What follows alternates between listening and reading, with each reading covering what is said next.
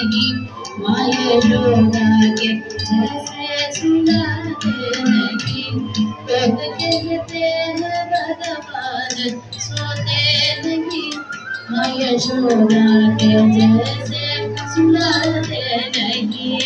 लोग कहते हैं भगवान सोते नहीं माँ यशोदा के जैसे सुलाते नहीं माँ यशोदा के जैसे सुलाते नहीं माँ यशोदा के जैसे सुलाते नहीं माँ यशोदा के जैसे